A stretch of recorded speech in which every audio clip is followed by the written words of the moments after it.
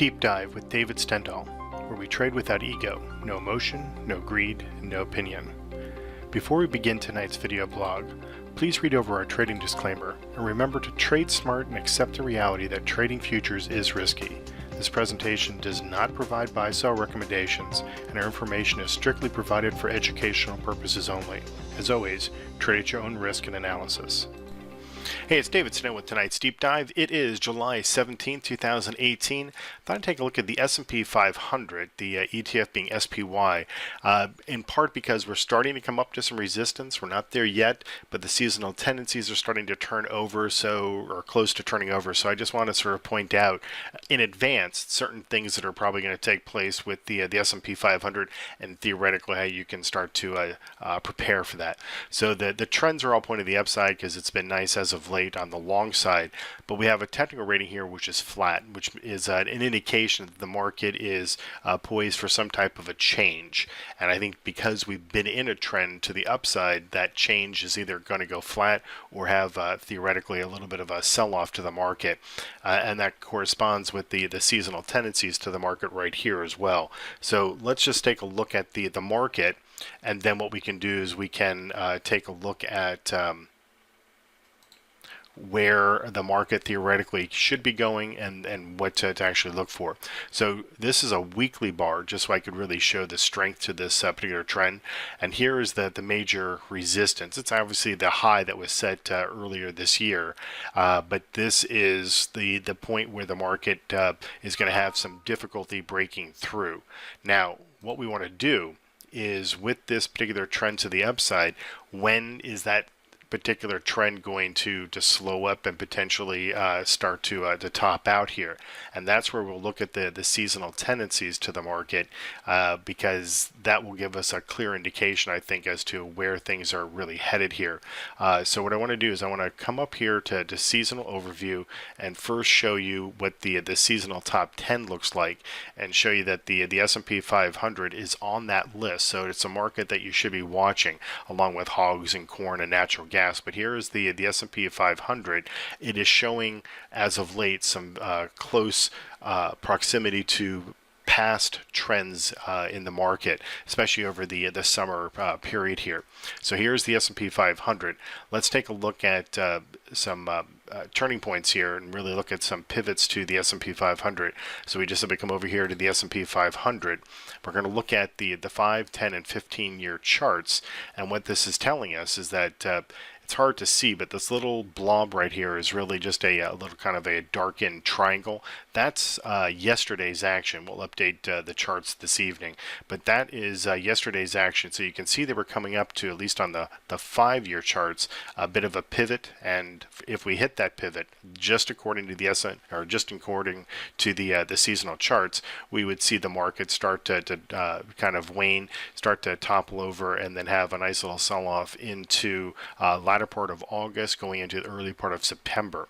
Now, if we take a look at the 10-year charts, you can see there's still a little more upside. Theoretically, we hit that resistance level, potential high, but that resistance level to the S&P 500, and the same condition would start to take place. Now, we're not too far away day-wise from this pivot here.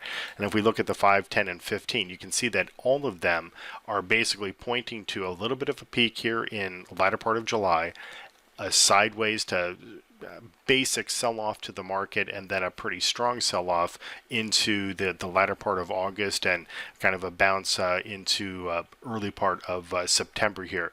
But it's where we stand now in July into the latter part of August that the market typically, seasonal tendency wise, typically kind of sells off a little bit here. Now, sometimes you watch this, sometimes you don't, but when the markets are accurate and they're on that top 10 list, that is when you want to really heed the warning and prepare and watch for opportunities to unwind long positions and theoretically start to get into short positions. The other thing I want to show you here is a projection for the S&P 500.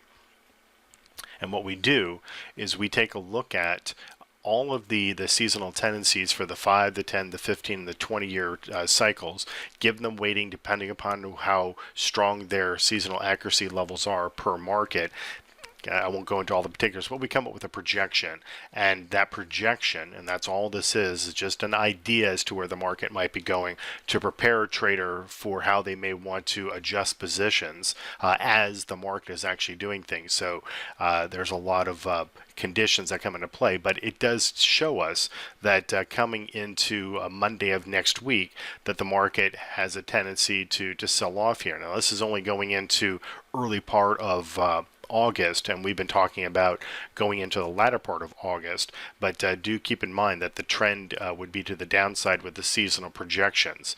Now, our systems right now are long the market, and they have been long for a few days, one on the 9th of this month and the other one on the 12th of this month. These are both daily systems, so obviously we're going to follow the systems, allow the systems to do what they have to do. They've got some nice open position profits there.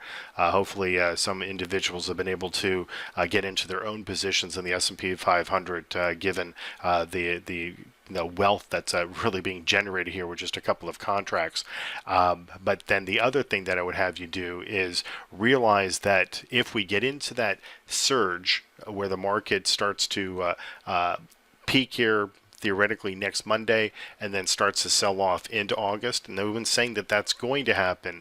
What I'm saying is I'm prepared for the systems to theoretically either A, unwind these daily long positions, but most likely what would happen is if the market does top out, that some of our short systems on the intraday basis would actually start to trigger and we'd start to hedge ourselves, which is typically what happens with our trading style. So just bear in mind that this is what is taking place here. And what we want to do is we want to see as to whether or not the market's really going to top out here or not. But for our purposes right now, we feel pretty darn good with where things are, and we will see as whether or not the systems are able to react to the continuation, which would be great for the long trades. If not, then and there is a bit of a top out there, then we'll put ourselves in a position to start hedging ourselves with some of the short-term systems. Now, I went through that seasonal information kind of quickly, and so what I want to do is I want to show you this. If you come up to membership, and this is available to everyone, not just subscribers. You come to Signal Insights. We're building out this particular page with a lot of different types of presentations, but I would highly recommend watching this one, Seasonal Trading Process, so you get a feel for all the different steps that we go through when we are looking at that projection. When do you look at a projection versus when do you not look at a projection? And the key is when it's accurately tracking certain conditions. And so if you just simply watch this maybe 5-minute video, it will certainly give you an idea as to what's taking place there. So hopefully this makes sense, and you can take advantage of any type of a potential swing that's coming up here and how to potentially trade that into the latter part of August and into early September. So thanks for watching, and we will look at another market tomorrow. Bye-bye.